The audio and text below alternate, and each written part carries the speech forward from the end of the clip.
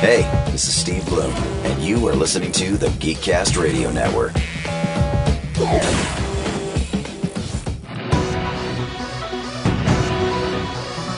You're listening to the Geekcast Radio Network.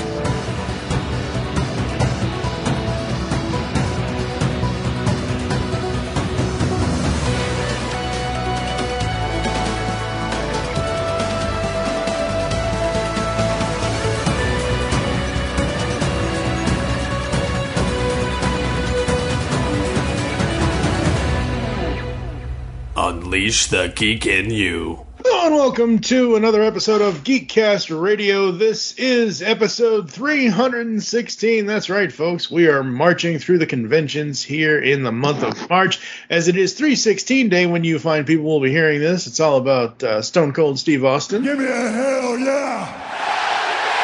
I thought that's what you would say. Former WWE person, wrestler, etc., etc., overall awesome guy, I guess, for the most part. As far as I can tell, he's one of the few wrestlers that hasn't really gotten into any trouble. I'm, of course, TFG1Mike, and joining me for another con roundup is Matt, Mr. Funko Lover. Yes. And, of course, it's the Moose Man himself. It's Christopher A. Morton. Hello, sir. Yeah, we're here to give you the exclusive of 2 Northwest Cons live. What we thought, what we seen, and what we come back to expect next year. Yeah, brother. It's my best wrestling intro there. Probably, considering he's now NDA, I think, or non. I don't know. I don't know what's going on with the good old Hulkster these days. I haven't paid attention to what's going on with him lately, but yeah. So they did.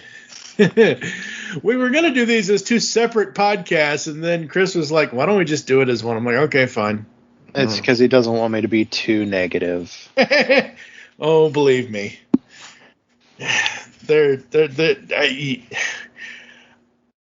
don't even have to start this episode yet, and I'm already like, motherfucking Reed Pop. Fix your convention websites, damn it. They're not broken, but, like, if you're going to do a con recap, you want to be able to see the people that were at the con that literally just happened. You don't want to have to, you know what I mean? Like, at least have a section for it. Like, come on. All right, positive. Yes, we are here to talk about FanEx Portland, formerly known as Wizard World. So if you don't know, Wizard World as a whole as a company folded on itself. It just, after years of mismanagement and poor decisions, and very good, because really we haven't been, we usually avoided Wizard World Comic-Cons because they commercialize it so bad. I mean, you walk in there, there's like 16-year-old cheerleaders, have nothing to do with a con. They throw their main stage, like they did in this one, on the main floor. And they don't really have panels. So it's a very short, small floor with a lot of guests that come there.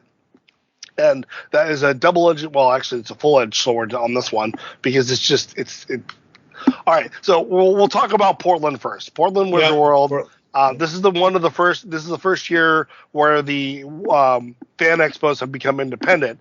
Portland, for some reason, kept the moniker of formerly known as Wizard World. And honestly, I have no clue. People have asked that. Why? Why are you still trying to be attached to something that was such a failure? And they're quiet about it. So, not just a failure, like con men in the night, like trying to rob you of money. Like, it wasn't even just a bad business model. They were just crooks. Yeah. So this one's laid out, same place at the Portland Convention Center. And the layout alone was, we already knew from the first pictures of it, it was just not going to be laid out. Now, this con took place, first of all, in January. February 16th, 17th, 17th, 18th, 19th. Having a con that close to the new year is just simply not a good idea. And next year's even closer to the start of the year. It's like January, middle of January. They're doing it in January. So it's really not, people don't have the money after Christmas. So we already expected a low turnout. Now, the official turnout was about 50,000 people for the 3 days. And we really did not see that for the 3 days we were there. Nope. Matt was being there for Friday. We popped in Saturday. I took care of the Sunday. And, of course, we're working the booth with our good old friend and artist, James Stark. And it was a very slow-paced con. It was later day people purchased stuff. The layouts were terrible. I mean, was it Friday when nobody showed up for Katie Sackhoff and she just left? Yep.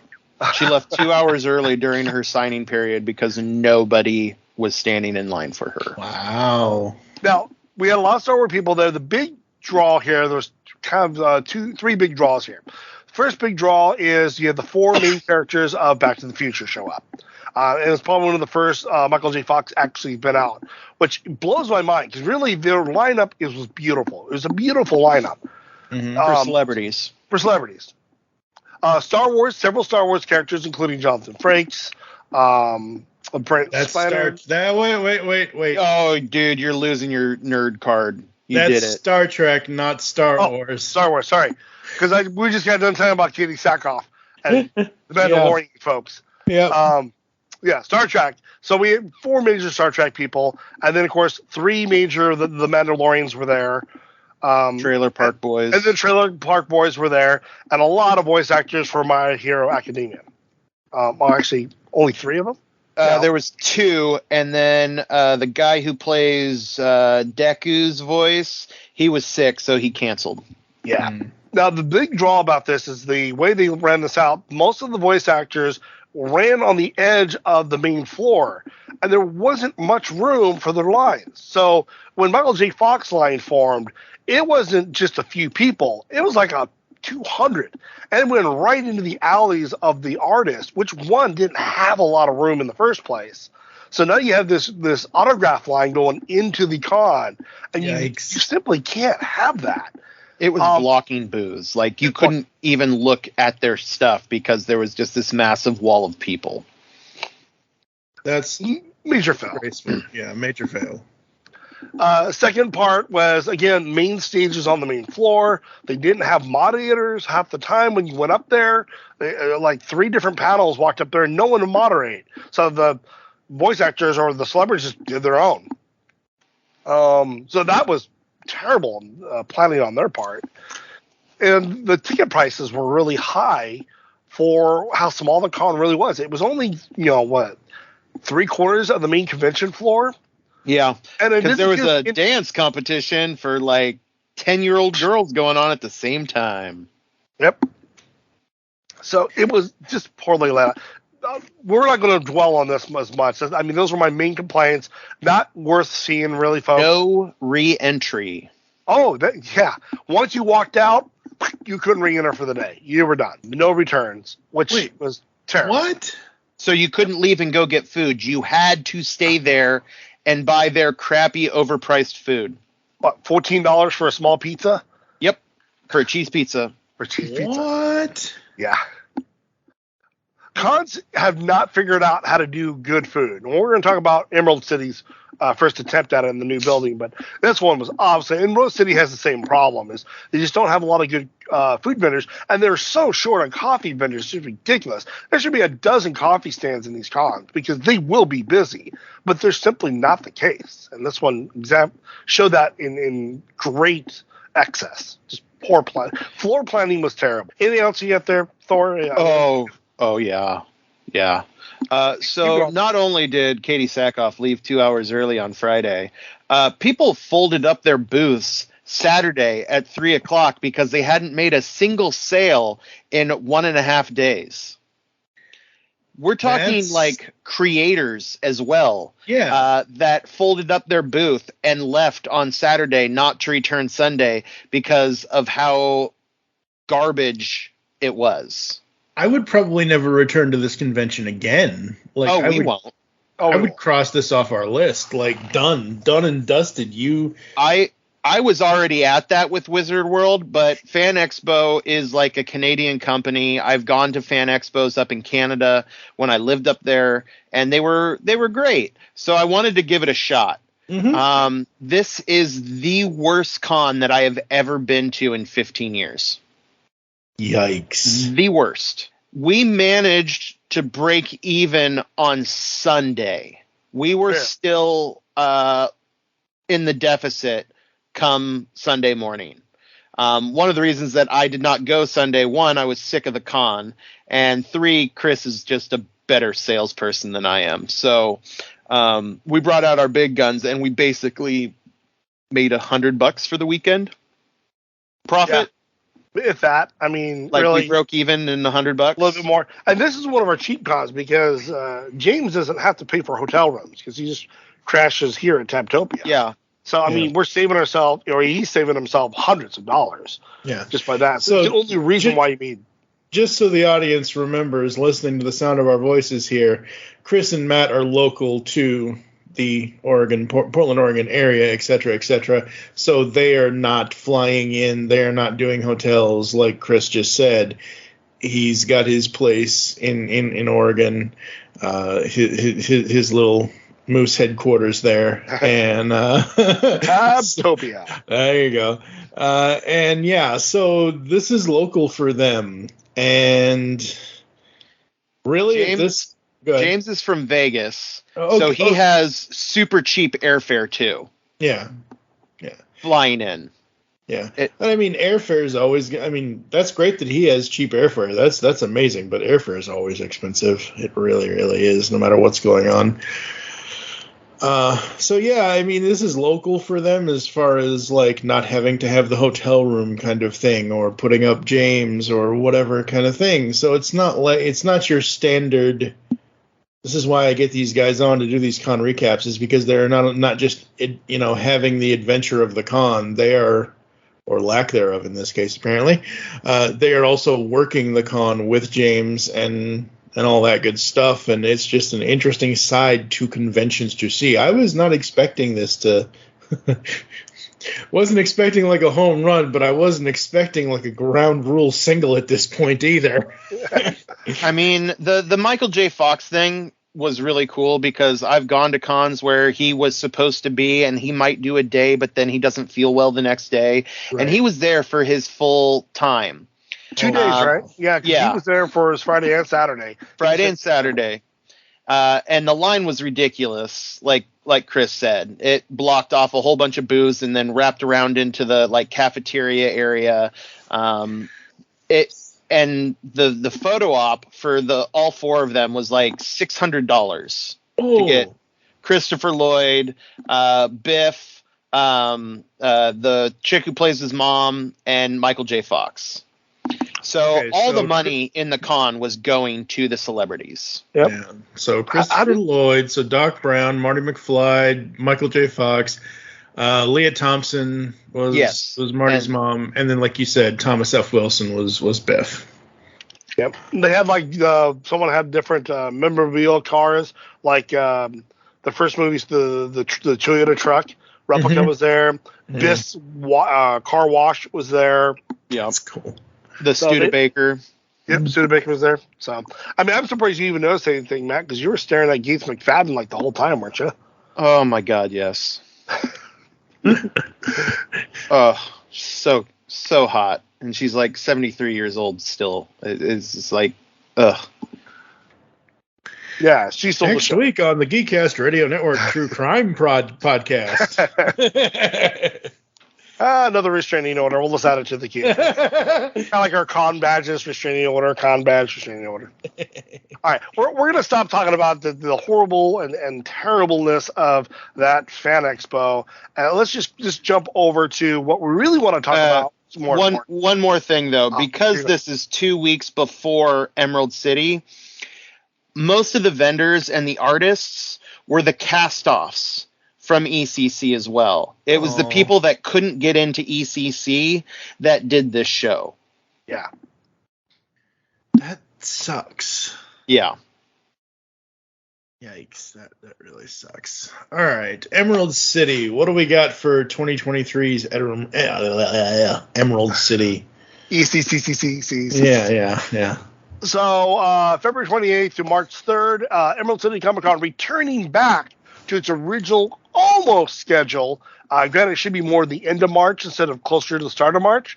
Now, this is on the heels of its 2022 release, which came out in November. So they did a quick return around to get it back on schedule, which works really well for Rose City because it really hurt Rose City where it dropped right before Rose City, and everyone's spending their money up there, not Rose City. Now being at the other end of the year, it helps Rose City a lot more. Now, this is also in the brand new Seattle Convention Center that they just spent, it was like $900-something million to build.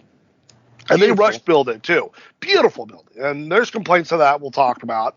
But this is basically 6 floors. One's not really usable, but it's 6 stories. And it's fairly large. It's almost 2 city blocks long, block and a half wide. It sits right along the freeway. A lot of access into it off the main bus lines. So there's a lot of pros and cons of this. Now, for us, being a vendor spot, we come in at floor number 2 off the side road, and it kind of dips down to floor number 1 in the front of the building. Floor 2, we come into our security check there and right down to our convention floor. So we're like right to our booths. It was great. Our floor had Artist Alley, a little bit of vendors, and all the signatures on one end of it, which was a really good layout. And the only downside was one of the rows in Artist Alley was like half the size of other rows. And we had a friend on there, and it was really hard to navigate that aisle when it got busy. And trust me, it did get busy. I think the final numbers were 92,000 people at this con. So we are right near breaking back into pre-pandemic levels for the expo, which really was a really good turnout. We saw most of that on Thursday. We didn't make it up Thursday. Eddie Nunez and James was up there for Thursday, and they actually did really well. They said that was the best Thursday that they have ever seen, period, for cons. So the layout of this con was where floor 0 was the basement level. That's where most of the vendors, the big sellers, the corporate and smaller vendors are all sat on that level. Everyone approaching level 1. Now, in this building, level 1 goes to the multiple escalators up and down. And then right in the middle is all concreted off. And it looks kind of ugly. But technically, that's actually a 3-level parking garage they have in there that sits on level 1, which I thought was really weird. And then level 2 was Artist Alley and all our stuff. Level 3 was convention rooms. 4 was convention rooms. And level 5 was 2 main stages with a lot of smaller vendor stuff up there. Now, the right side of the building on the main street goes from level 2 to level 5 on this scaling escalator. There's up a little, stops, up a little, stops, little step offs. And the staircase to go all the way down that was actually big seating areas. I really liked that. I thought that was nice. It gave a lot of seating on that side of the building. But they put a lot of pressure for everyone to be on that side of the building, which caused a lot of traffic jams. Now, there was 3 escalators. They could rotate. They were rotating them based upon main stage. If it was a main stage, you're going to have a lot of people. 2 of the escalators were going up. And if it was everyone leaving that, 2 of the escalators were coming down. So they could rotate that turn. Now, the escalators did break down a couple of times. I saw some really bad backups.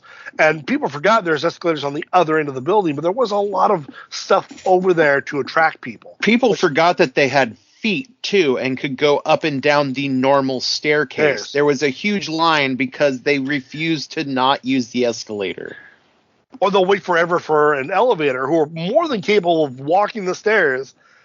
EDA should be using the elevator, and they weren't. All the normal people were using, which was, we actually had my buddy Kerry there, and he's in a wheelchair, and it was hard to get up and down on the floors because there were so many people that didn't need to use the elevator using the elevators, and there was only 6 of them. So, Jesus.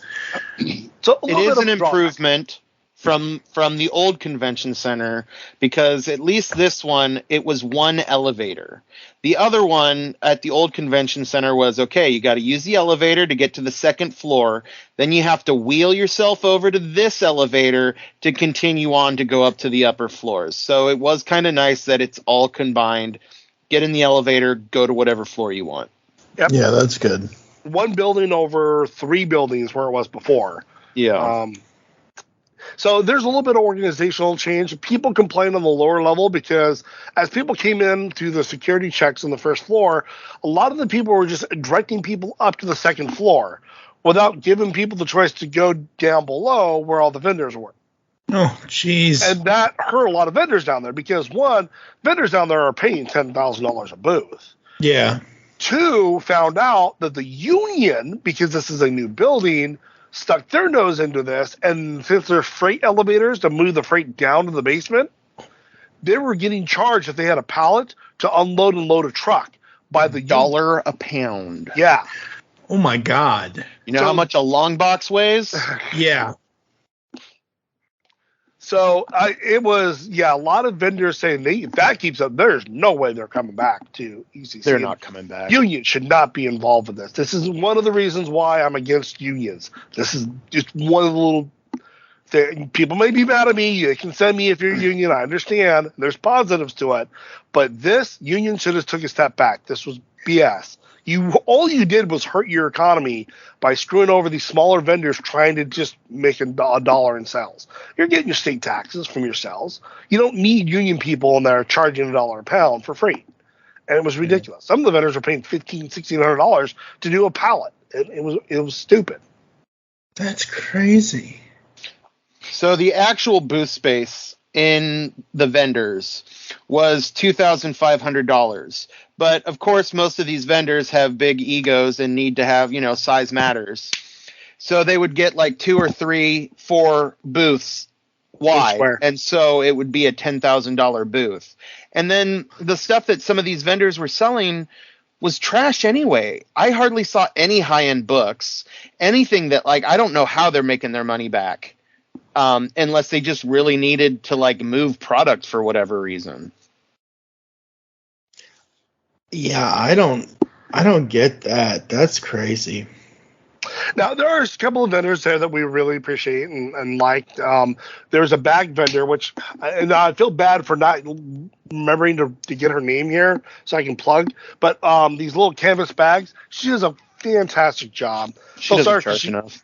She doesn't charge enough. We have $65 for this canvas bag, and it should have been at least $90 minimum, if not $100. They're good quality bags. Matt got them last year from her, and this year I couldn't resist because they were wonderful. So I picked that up there. I got a lot of small stuff this year. It's probably the most I spent at a con. So for sure. The short of it is I didn't have to work this con very much this year because when I get up there, out of nowhere, Carrie shows up, a complete surprise. And Carrie, who's from the Indeed podcast, screw it. I'm going to a con. I don't care how chances are of getting sick there. I don't care. He just shows up out of the blue on Saturday. So I spent my day Saturday and Sunday with him, just wandering con. So I got to see a lot of panels this year. And I'll tell you, the panels, some of them were really good. Mm-hmm. There's Northwest, some introduction of art, some writing panels. The only one I didn't like was the Doctor Who, the celebration of 25 years or 35 years of Doctor Who. I didn't like it because they didn't have a moderator, so the people were lost on the panel. You really need a moderator to keep you on track. Yeah. So it was the only one I didn't like. But the rest of them were great, and there's not enough though. There simply is not enough panels going over the diversity of just literally pumping the energy and the creativity of people that want to create. And there was a couple of them there when we were up there talking about image. There's the image panel one, all about because image is big here in Portland. Mm-hmm. So they had a lot of their artists there and a couple of writers. So there was people there with notebooks taking notes, and it was really good to see that. I'm not in that field, but I like listening. I like seeing people, and I actually talked to a couple of the artists. I'm like, listen, there's another con coming up here, Washington State Summer Con, in a few months. You really need to go to that. There's going to be some good panels there too, some great people to make contact with, and they were like, "Oh, thanks. That's good to know." Right. So we I got to see all that. So it was one of the first times in a couple of years I got to do a lot of panels and not just one or two when I could sneak away from the booth. I'm sorry, Eddie and James. I know I didn't work the booth at all this weekend. I sat there for maybe a cumulative of 2 hours. But I was able to get around there and meet a lot of people. Get to meet a couple of artists like Ben Lentino. who I've seen at like a lot of the Northwest cons. Him and his wife do great work. It's really cute, and I get to really connect with him on this con. So hopefully they forgot about Washington State Summer Con. He was making his contacts to get up there. So I'm hoping to see him up there when I go to that con coming up in June. But they'll be at Rose City because they're actually based out of Troutdale. So they're one of the local area artists. Oh, very cool. Very cool. What else was at Emerald City this year? Let's briefly talk about food. Okay. So, like I said, one of the biggest problems with Comic-Cons is the idea of food and coffee. We are a coffee society. No one should doubt that. That's who we are. I mean, from middle school, you people are raised on coffee. So when you get to these Comic-Cons and there's only one or two coffee shops, I don't know why that's such a business failure. It's a little gold mine. It's money printing. It's all it is. Very low overhead, a lot on the profit side. And people are paying $6 a cup. Isn't that all Washington has is coffee and rain? Like, come on. And they're not coffee, Starbucks and rain. Whatever. Overpriced coffee and rain. Yeah. So they had a couple of coffee vendors there. Now, instead of having a true food court at this con, they've elected to go with carts. And there's 4 carts per floor? No. Every other floor. No. No. There was 4 down on the vendor floor. Yep. There was 1 on Artist Alley, and there was 1 on the 6th floor with the beer garden. Oh, Jesus. Oh, that's right. Wow. There might have been 1 on the 4th floor too. No, there was one. No, that was gaming. That was gaming, but they had a little spot where you can buy food on the gaming area. Okay. Yeah. So they had like snacks, but nothing big. But the food wasn't bad for the price. I mean, $12, you got a good sized little pizza, or a good thing of like chicken strips and fries. Yeah. So the pricing was actually more reasonable at this one. Like I said, the pizzas look great. I didn't get one myself, but Carrie ate it. He loved it. And for $12, I mean, it was a good deal. So it was definitely improvement on the quality of food and how much was there. And the lines weren't super horrible. I saw them get kind of long in a few of them, but you could also leave and come back. What? Yep. There are a couple of restaurants nearby that were great little spots to sip in on. We had a pizza place right down the road that was fantastic. So it's a definite improvement. And granted, they should have more on the first floor where everyone entered. That's where a lot of the food courts should have been, because there was a lot of wasted space there that just wasn't used because it's all parking garage there, and they could do that. Now, I will talk about another thing on the unions we got busted for. Was there's a new union rule that we couldn't have a power pack that was over 3 volts and have plugs, and we have a power pack that run our lights, and we got busted for it and had to turn it off because it was like 3 days before the con they released it. Because of union rules and regulations, we couldn't supply power.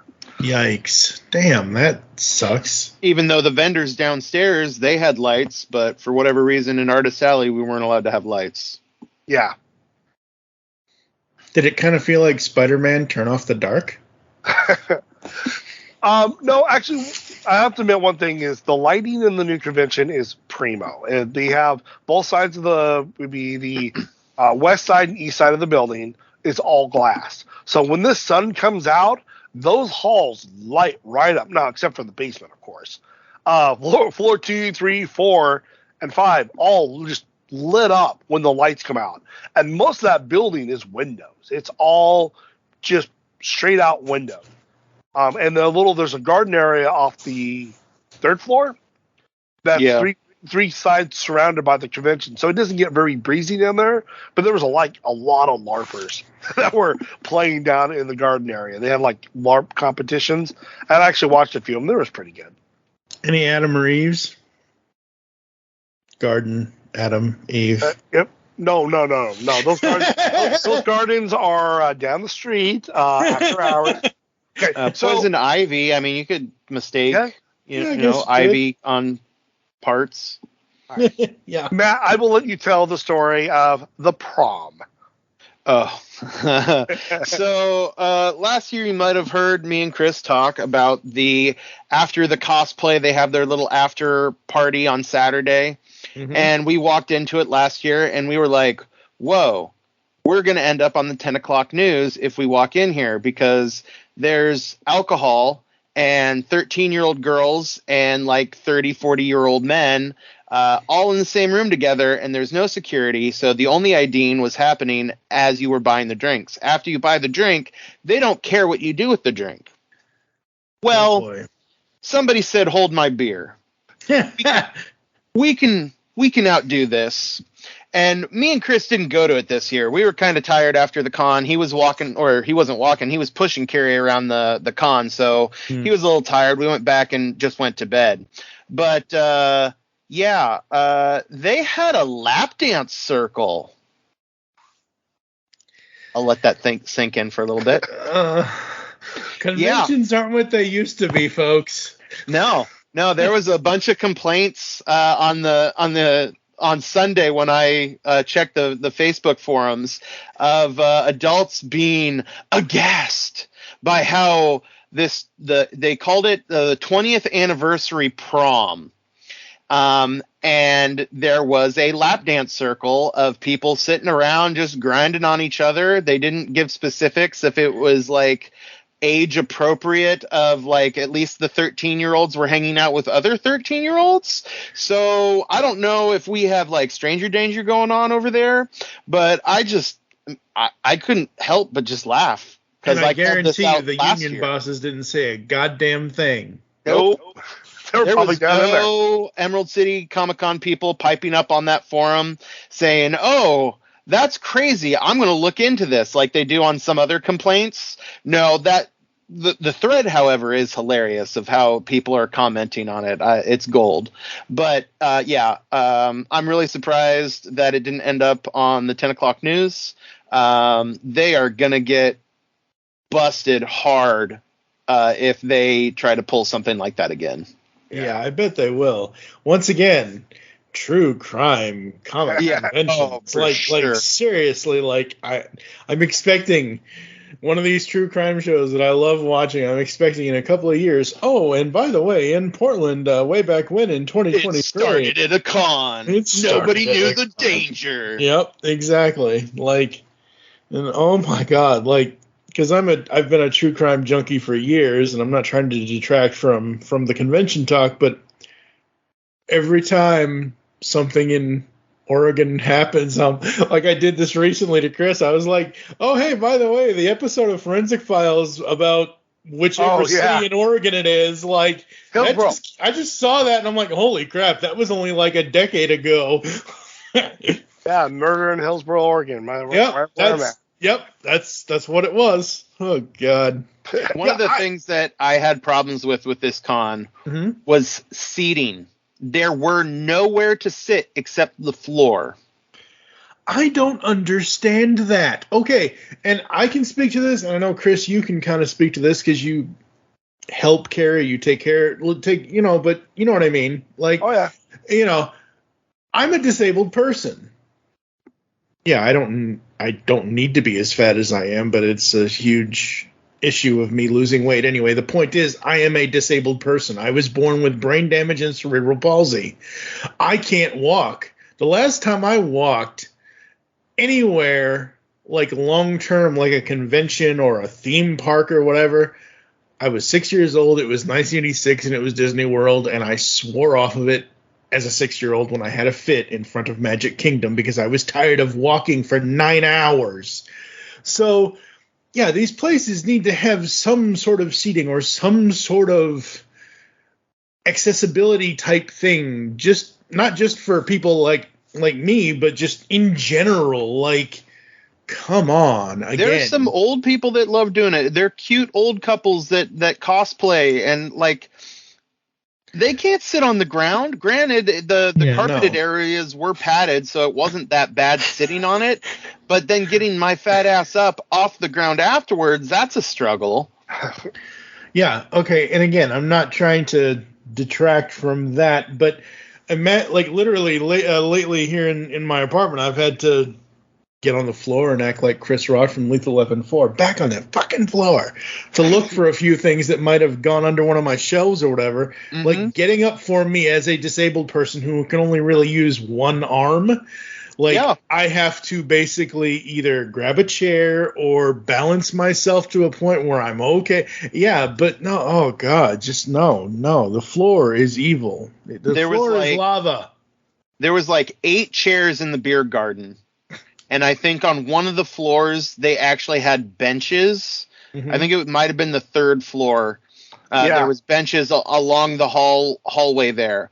But all the other floors, there's no chairs, nothing like that. There was no cafeteria area where you could like sit down at a table and eat.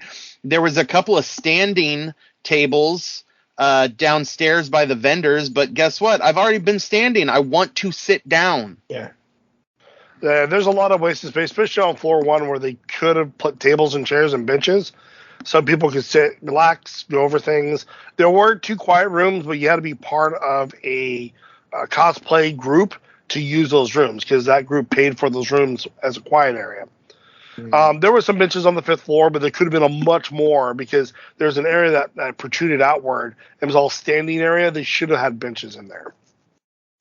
So they've gotten better, but there are long ways to go for seating during the con, so you can actually sit and build up the energy. Because there's a lot of walking. Yeah. Now, to finish up some of this, to touch bases, we have to talk about celebrities for the Comic-Con. Yeah, celebrities. Yep, celebrities. Now, this one carried, the guest of honor was Mark Ruffalo. And his panel was amazing. They did such a wonderful job. And I will have to give credit to the people asking him questions because I don't know who they were, but they hit on theories that made Mark Ruffalo stutter because they were probably nail on of upcoming events that he can't talk about. He can't talk about, yep. And he wasn't the only one because I went to the panel of the Mandalorians, which had Katie Sackhoff, Mercedes from WWE, and what's the other guy's name? Waiter boy, Simon something. Pegg. Yeah, no. It's the pretty boy Mandalorian that doesn't have a lot of lines. They were all through there. Those 2, Mercedes and him, didn't talk much, and they weren't very interesting. It was all Katie. Katie is a showgirl. She's amazing to listen to. She's amazing to talk with. And actually, she talked about her journey, like when she had to go through being Starbuck, and where she come up on day 1 being this person. And she's like, I'm trying to wonder how I'm going to play this because everyone's already going to hate it. And brain fired. Who originally played Starbuck. Dick Benedict. He actually walked up to her and was really encouraging. He's like, listen, I know I know it's tough what you're going to do. Just do it your way. I'm going to support you. Don't worry about it. And she goes, that's all the confidence I need. Otherwise, he's not the greatest person. But he was really supportive. It was a nice story. And again, she also got some questions about Mandalorian. And they were nailed on questions that all she could do is put her fingers underneath her chin and do a little smile. Like, and those people I wonder. Hit a nail on the head, which was hilarious. Yep. And I'm sure the cosplayers would have really appreciated her P stories of making costumes P accessible. Oh yeah, she talked about her first costumes were not P accessible. It took like 5 minutes to undo them. She goes, the second season I got a costume, I had a zipper on there, and needless to say, I had to change costumes because that didn't work too well. Yeah, no, as of this recording, even though people won't hear this until March 16th, but as of this recording, I just finished episode 2 of Mando, and wow. Yep, we did too. Episode 2 of season 3 of Mando, I should say, just in case anyone is confused with that may be listening. But yeah, no, I'm loving Mando Clone Wars is amazing right now. If you're watching the series of Clone Wars, right, both of them give so much more details in the backing of the full story and whole that fill in little holes. And it's perfect. It's exactly where you need to put these. Because tryhard fans are going to be like, oh, I know what that's all about. Yeah. Well, Mando is like after everything. It's after Jedi. Yep. It's after all this other stuff. So it's nice. That's why I love that show so much, is because it's refreshing that we have little hints here and there about what we have known over the last, 40, 50 years. You saw the Warp Beast, right? Oh, yeah. Uh-huh. Mm-hmm. Yeah, sexy Warp Beast, right? Yeah. That's... No. Yeah. Other people that were fun to watch, Ray Wise was there. I loved him. He is an amazing actor.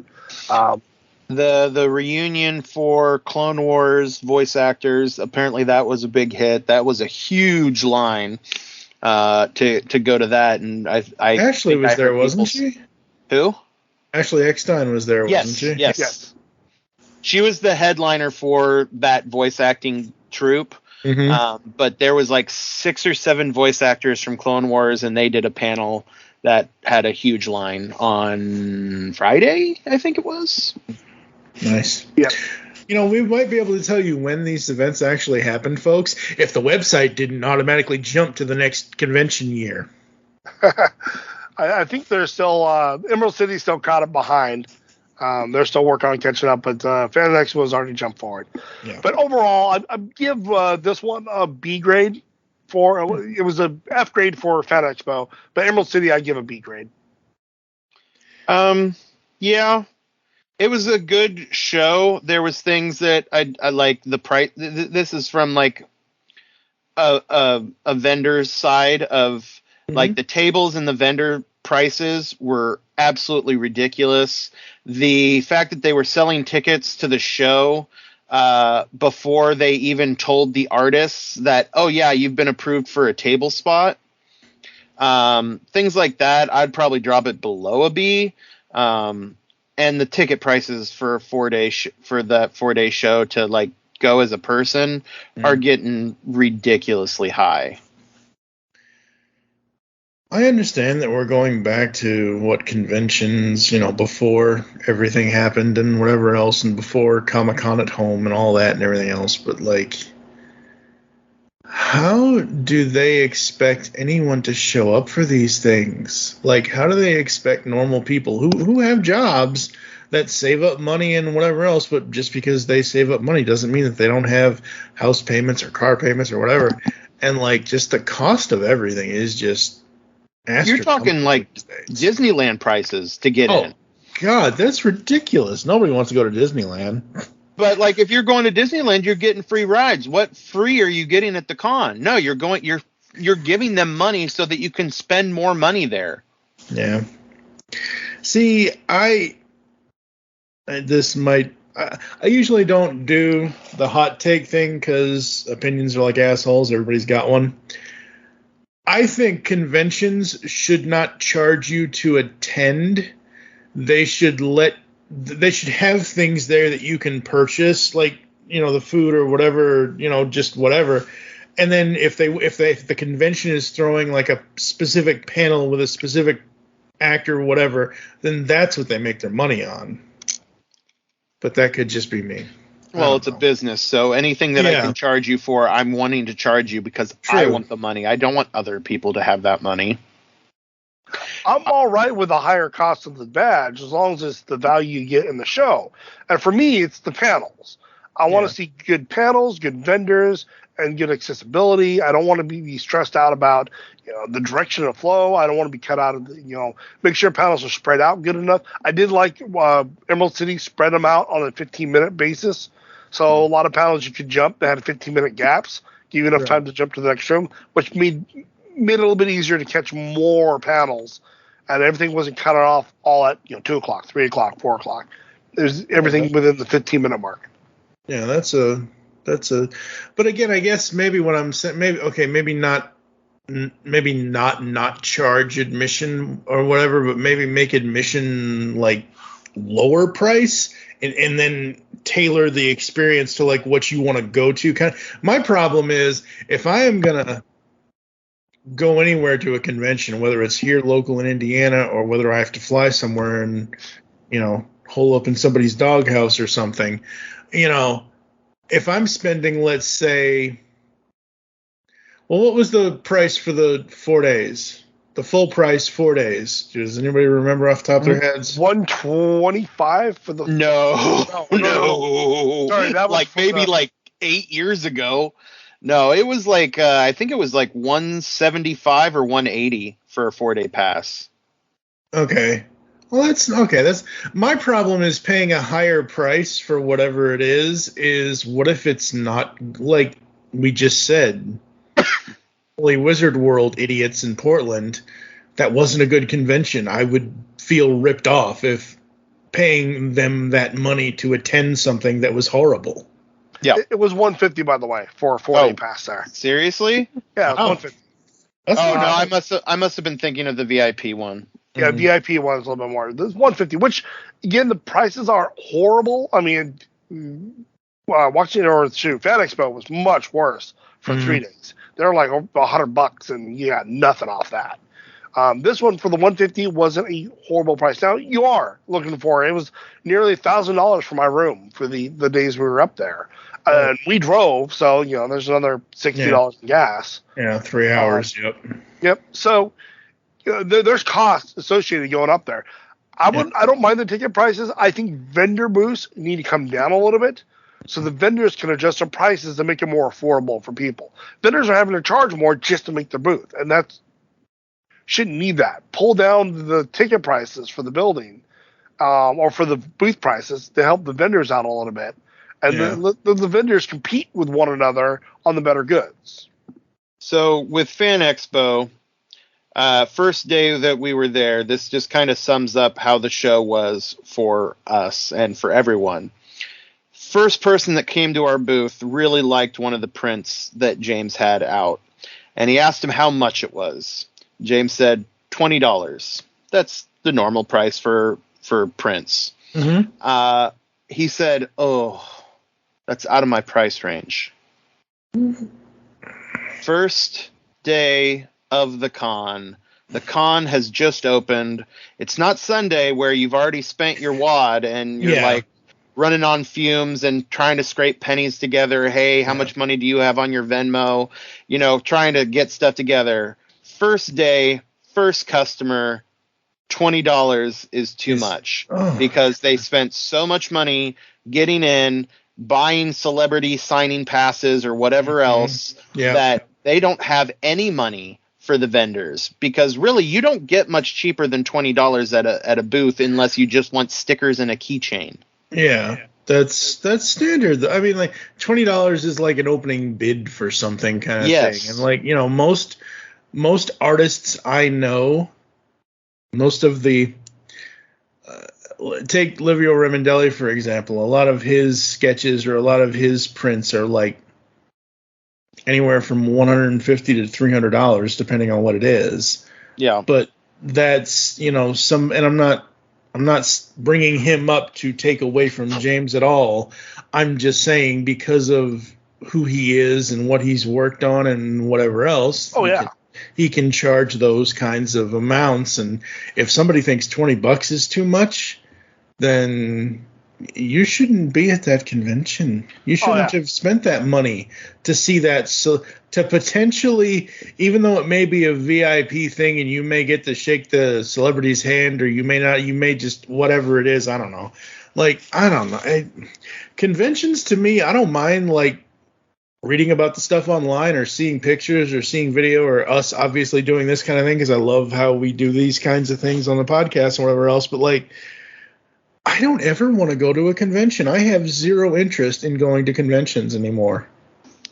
Look for small town ones. Like we have E3 Gaming Con in Corvallis. And there's a couple of the smaller ones. Boise has the Boise State Con. Which anything done at a fairgrounds usually is pretty small time. And those can be fun. Yeah, which is where, coming up here as we're wrapping things up, is Washington State Summer Con, which is June 23rd through 25th. And it's in a fairgrounds, and this is like the 5th year. Yeah, 5th year. I think so. It'll be our 4th year going to it. And it's phenomenal. It's great. They've really improved as outdoors. The National Guard's there with the choppers and all this other stuff, and it's a good con. We're probably going to do a show about it, but this one looks like we're not going to do a booth this year. the artist we work for basically decided not to be at this con. He double booked himself. He double booked, so he's just going to go to Austin for the time being. So what's great is that me and Matt and I can go up on Saturday. We can actually enjoy the con and watch the panel, so we can give a straight visitor point of view. For probably one of the first cons we're doing a straight visitor point of view, which is going to be nice. Yeah. Interesting. Yeah, that's cool, but it just I don't know, it just kind of. Well, also something that we experienced at this con. So you said Livio earlier. Mm-hmm. He is really good friends with Eddie, one of the artists that we represent, and both of them were doing whatnot auctions from the guy's hotel room. They didn't even have a booth at ECC, but they were doing ECC auctions of their material. So really, you could have saved money because Livio goes by himself. He doesn't have like a booth babe or anything else to help him sell. So his booth is empty. Mm-hmm. He could have just gone and gotten a hotel room and not even done the con and still made a buttload of money doing auctions on whatnot.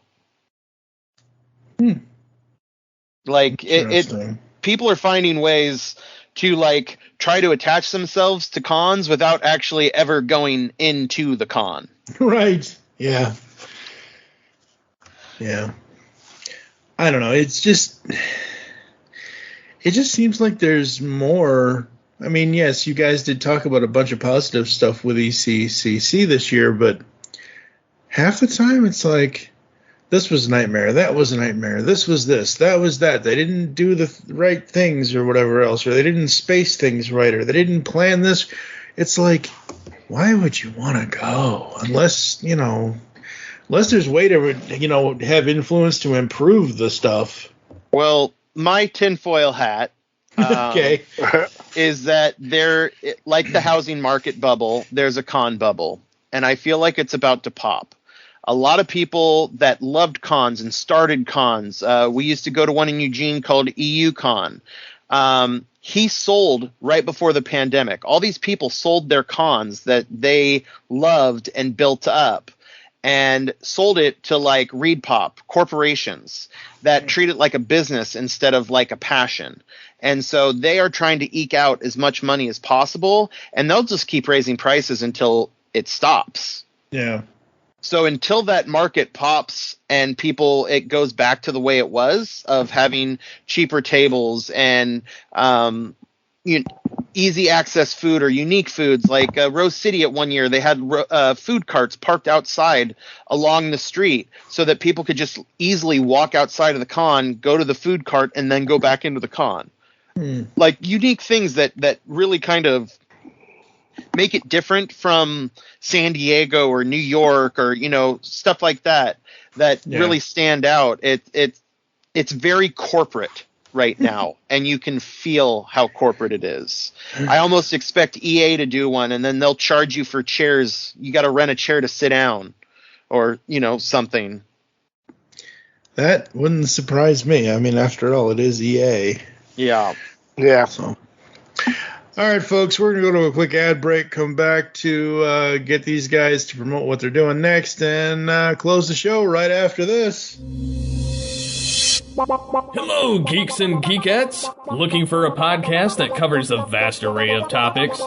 Then check out Altered Geek Unleashed, where we discuss our thoughts on this week's geeky news, tech, gaming, television shows, movies, cartoons, comics, and more.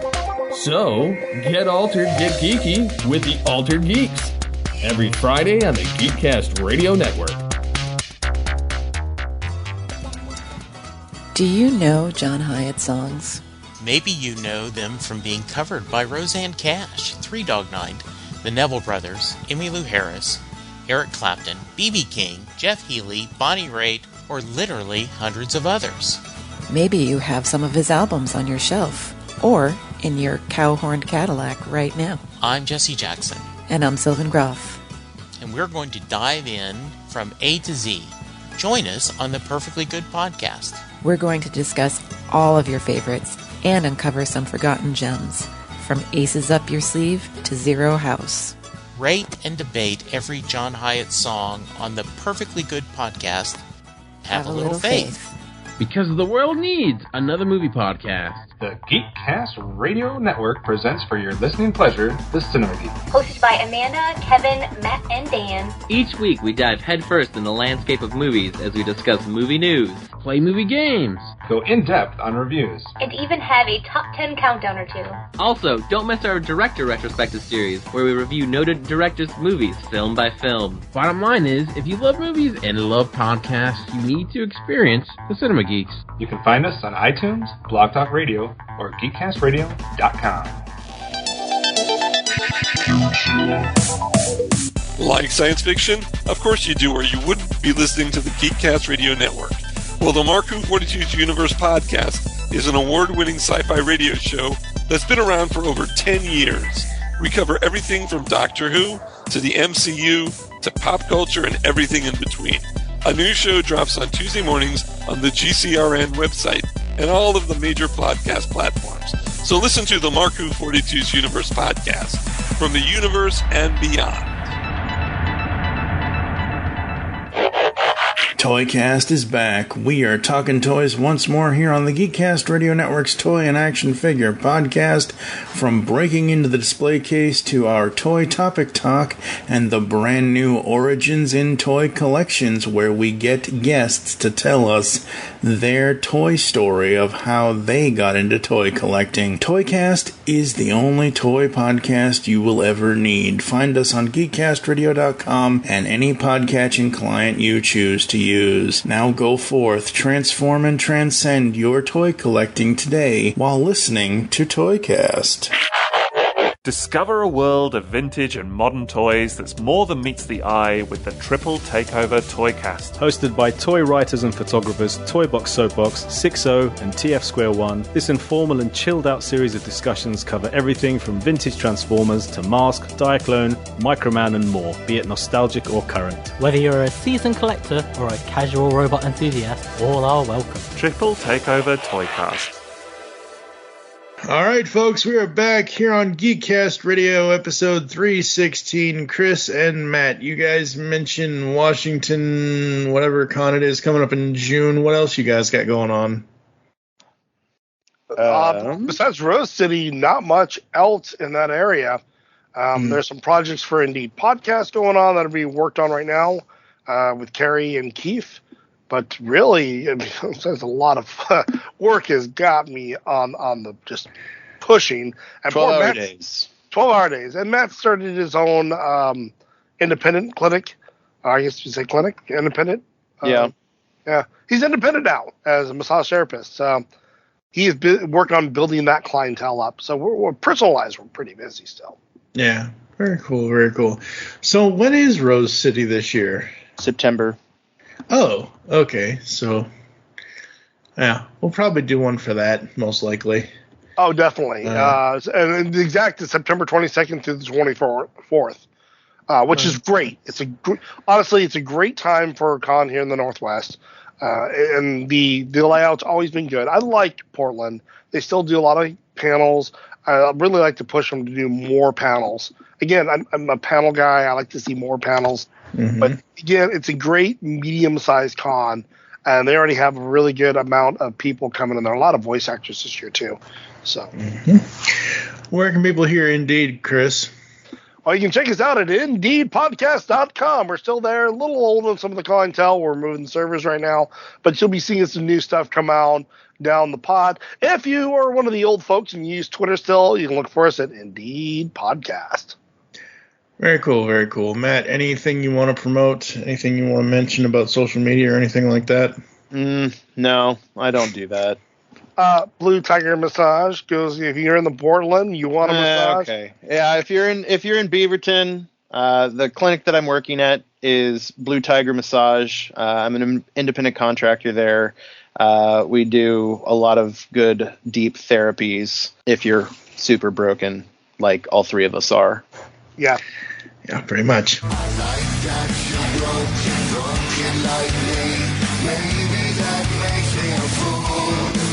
All right, right. Thank you for listening to us here on Geekcast Radio. If you'd like to get in contact with us to leave feedback for the show, there are several ways to do so. Visit the website, geekcastradio.com, where you can listen to and comment on all of our content.